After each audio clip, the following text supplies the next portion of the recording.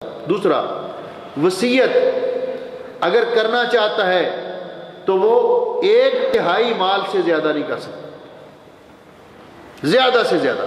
جیسے کہ حضرت سعد بن ابی وقاص رضی اللہ تعالیٰ عنہ بیان کرتے ہیں کہ میں ایک دفعہ بیمار ہو گیا، اس وقت میری ایک ہی بیٹی تھی، اللہ نے مجھے مال دیا تھا، تو نبی علیہ السلام میری تیمارداری کے لیے آئے، عادت کے لیے تشریف لائے. تو میں نے پوچھا حضرت میری ایک ہی بیٹی ہے، اس کی شادی ہوگی، یہ اپنے گھر چلی جائے گی، تو میں چاہتا ہوں کہ میں اپنا مال اللہ کی راہ میں صدقہ کر دوں، اللہ کی راہ میں خرچ کر دوں، سارا مال وصیت کر دوں اس کو. آپ نے فرمایا نہیں. میں نے پوچھا آدھا مال؟ آپ نے فرمایا نہیں. میں نے پوچھا تیسرا حصہ؟ آپ نے فرمایا ہاں، الثلث والثلث کثیر، تیسرے حصے تک وصیت کر سکتے ہو، یہ بھی بہت زیادہ ہے. اس کے بعد آپ نے فرمایا کہ تم میں کوئی شخص اپنا سارا مال اللہ کی راہ میں خرچ کر کے اپنی اولاد کو فقیر چھوڑ کے جائے کہ وہ اس کے مرنے کے بعد لوگوں کے سامنے ہاتھ پھیلاتے پھریں، اس سے کہیں بہتر ہے کہ ان کو غنی چھوڑ کے جائے، ان کو مالدار چھوڑ کے جائے. اسی طرح نبی پاک صلی اللہ علیہ وسلم کے دور میں ایک آدمی نے، بعض لوگ اس طرح، اور بعض یہ وصیت بھی اللہ کی رضا کے لیے، اس میں تیسری شرط یہ ہے کہ وہ وصیت وارثوں کو محروم کرنے کے لیے نہ ہو، وارثوں کو محروم کرنے کے لیے نہ ہو. چوتھی شرط یہ ہے کہ وہ وصیت جائز وصیت ہو، جائز کاموں میں مال خرچ کرنے کی وصیت ہو اس میں کسی پر. اور پانچویں شرط یہ ہے کہ اس وصیت میں کسی پر ظلم نہ کیا گیا ہو. بعض لوگ ان کا یہ نظریہ ہوتا ہے، اور نظریہ نہ بھی ہو، صورتحال بتلا رہی ہوتی ہے کہ اس نے جائیداد سے محروم کرنے کے لیے ایسے کیا. جیسے کہ معاشرے کے اندر یہ بھی ایک قباحت موجود ہے کہ بعض لوگ دیکھا مرض الموت میں اب جا رہے ہیں، جاتے جاتے بیوی کو طلاق دے دیں، کم از کم یہ تو وارث نہ بنے. علماء مرض الموت کے اندر ایسی حالت میں دی گئی طلاق کو طلاق کی شمار نہیں کرتے، کیونکہ اس نے بدنیتی سے طلاق دی ہے. نبی علیہ السلام کے زمانے میں ایک شخص کے 6 غلام تھے، اس نے 6 کے 6 اللہ کی راہ میں آزاد کر دی، کہا تم آزاد ہو. جب وہ فوت ہو گیا، نبی علیہ السلام نے اس کی نماز جنازہ پڑھائی تو اس کے ورثاء بعد میں آئے، کہنے لگے حضرت اس کے پاس غلام تھے اور ہم اس کے ورثاء ہیں، ہمارا اس حق بنتا ہے، اس نے سارے غلام آزاد کر دیے. تو نبی علیہ السلام کو بہت غصہ آیا اس پر. ایک حدیث میں آتا ہے قال له قولا شدیدا، نبی علیہ السلام نے بڑی سخت گفتگو کی اس کے بارے میں، اور آپ نے فرمایا اگر مجھے پتا ہوتا تو میں اس کی نماز جنازہ ہی نہ پڑھاتا. اس نے ایسے کیوں کیا؟ پھر آپ نے غلاموں کو بلایا، ردوا علیہ الغلام، وہ غلام آپ نے فرمایا ان کو بلایا، اور پھر ان میں قرہ اندازی کر کے 2 کو آزاد کیا 6 میں سے، ثلث وصیت پر عمل کرتے ہوئے 2 کو آزاد کیا، اور 4 غلام ورثاء کے حوالے کر دی. وصیت پوری کی جائے گی میت کے اس مال میں سے، اور وصیت کے بعد جو باقی بچے گا اس کو ورثاء میں تقسیم کیا جائے گا، جس کا طریقہ کار ان آیات مبارکہ میں بیان کیا گیا ہے.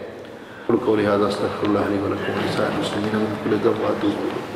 میں نے یہ ذکر کیا تھا کہ کسی شخص کے فوت ہو جانے کے بعد اس کے ترکہ کے ساتھ کتنے حقوق متعلق ہوتے ہیں، اور اس میں نے ذکر کیا تھا کہ فوت شدہ آدمی کے متروکہ مال میں سب سے پہلا حق یہ ہوتا ہے کہ اس میں سے اس کی تجہیز و تکفین کی جائے. دوسرا حق ہوتا ہے کہ اس کا قرضہ ادا کیا جائے. اس قرضے کا تعلق اس اصل ترکے کے ساتھ ہو، یا حقوق العباد کے ساتھ ہو، یا حقوق اللہ کے ساتھ ہو، اور اس کے بعد اس کی وصیت کو پورا کیا جائے. پھر میں نے وراثت کے لیے شرائط ذکر کی تھی کہ ان میں سے پہلی شرط یہ تھی کہ موروث جس کا وارث بنا جا رہا ہے اس کی موت حقیقی یا حکمی طور پر ثابت ہو جائے. اور وارث بننے والا شخص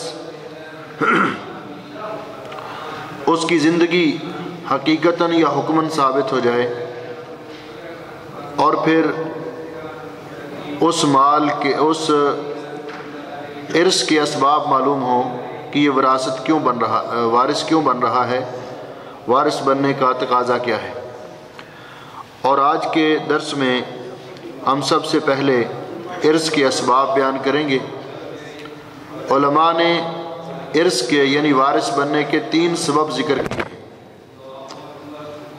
ایک سبب ہے ولا، اور دوسرا ہے نسب، اور تیسرا سبب ہے نکاح۔ ولا کا معنی یہ ہے کہ جس دور میں غلام اور لونڈیوں کا دور تھا اور یہ بیچے اور فروخت کیے جاتے تھے، تو اس دور کے اندر غلام ایک مال شمار ہوتا تھا۔ تو جب کوئی آدمی اپنے غلام کو، کسی کا غلام جو اس کا زر خرید ہوتا تھا وہ فوت ہو جاتا تھا، تو اس کا وارث جو اس کا مال ہوتا تھا، اس کا وارث وہی بنتا تھا جو اس کا مالک ہے۔ دوسرا سبب ہے نسب۔ نسب کا معنی یہ ہے کہ وارث بننے والے کا میت کے ساتھ کوئی نسبی رشتہ ہو، نسبی تعلق ہو، جس طرح باپ ہونا، بیٹا ہونا، بھائی ہونا، نسب کا تعلق ہو۔ اور تیسرا نکاح۔ نکاح کا معنی یہ ہے کہ وہ عقد صحیح جب ہو جائے، کسی مرد کا کسی عورت کے ساتھ شرعی طور پر نکاح ہو جائے، تو یہ نکاح بھی دونوں کے ایک دوسرے کے وارث بننے کا سبب بنتا ہے۔ اور نکاح سے مراد یہ ہے کہ وہ عقد صحیح ہو، مجرد نکاح ہو جانے کے ساتھ اگر دونوں میں سے یعنی آپس میں ازدواجی تعلقات نہ بھی قائم ہوئے ہوں، رخصتی نہ بھی ہوئی ہو، صرف نکاح ہو گیا شرعی طور پر، تو اگر دونوں میں سے کوئی فوت ہو جاتا ہے تو یہ ایک دوسرے کے وارث بنیں گے۔ اس کے بعد وراثت کے لیے کچھ موانع ہیں، کچھ ایسی رکاوٹیں ہیں جن کی وجہ سے ایک شخص دوسرے کا وارث نہیں بن سکتا۔ ان میں سے پہلی رکاوٹ یہ ہے الرق۔ رق کا معنی غلامی۔ جب کوئی شخص غلام ہوتا ہے تو اس غلام جب بیچے جاتے تھے، فروخت کیے جاتے تھے، اس دور کی بات ہے، آج کل تو یہ رواج ہی نہیں ہے اور یہ صورتحال موجود ہی نہیں ہے۔ تو اس وقت یہ ہوتا تھا کہ اگر کوئی اپنے غلام کو بیچ دیتا ہے تو اس کا جو مال ہوتا تھا یہ بیچنے والے کا، اس کے پہلے مالک کا ہوتا تھا، اللہ کی شرط کر لی جائے۔ تو یہ بھی رکاوٹ تھی وارث بننے میں۔ اور دوسری رکاوٹ وارث بننے میں قتل۔ اگر کوئی شخص اپنے موروث کو، جس کا وہ وارث بن رہا ہے، اس نے اس کو قتل کیا ہے تو وہ وارث نہیں بنے گا۔ قاتل اپنے باپ کا یا اپنے بھائی کا، مقتول کا یعنی مقتول ہو اور یہ اس کا وارث نہیں بن سکتا۔ اگر کوئی اپنے باپ کو قتل کر دیتا ہے تو یہ اس کا وارث نہیں بنے گا۔ یہ قتل کون سا قتل ہے؟ آپ جانتے ہیں کہ قتل کی کئی قسمیں ہیں، قتل خطا بھی ہے اور قتل عمد بھی ہے۔ تو علماء کا زیادہ تر رجحان یہی ہے کہ اس سے مراد قتل عمد ہے، کہ جان بوجھ کر کسی نے قتل کیا، عمدن قتل کیا، تو وہ کبھی بھی وارث نہیں بنے گا۔ نبی کریم علیہ السلام نے فرمایا لا یرث القاتل، قاتل اپنے مقتول کا وارث نہیں بن سکتا۔ لیکن اگر قتل خطا ہے، غلطی سے قتل ہو گیا، تو اس میں جو صحیح قول معلوم ہوتا ہے وہ یہ ہے کہ اس کی جو دیت ہوگی اس سے تو یہ قاتل وارث نہیں بنے گا، لیکن جو عام مال ہوگا دیت کے مال کے علاوہ اس کا یہ وارث بنے گا، اس میں سے اس کو حصہ ملے گا۔ تیسری رکاوٹ جو وراثت کی راہ میں رکاوٹ ہے، جس کی وجہ سے کوئی وارث نہیں بن سکتا، وہ ہے اختلاف دین۔ جب دین جدا جدا ہو، رسول اکرم صلی اللہ علیہ وسلم نے فرمایا کہ لا یرث المسلم الکافر، کہ مسلمان کافر کا وارث نہیں بنے گا، ولا الکافر المسلم، اور نہ ہی کافر مسلمان کا وارث بنے گا۔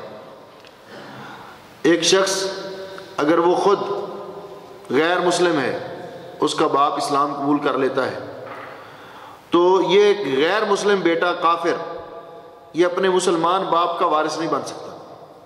اسی طرح وہ بیٹا اگر مر جائے تو اس بیٹے کا مسلمان باپ یہ اس کا وارث نہیں بنے گا۔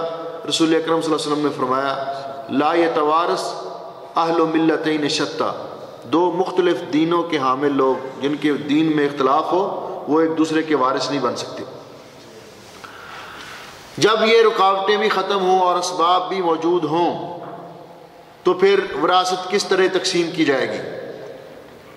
قرآن پاک کی ان آیات مبارکہ میں اللہ جل شانہ نے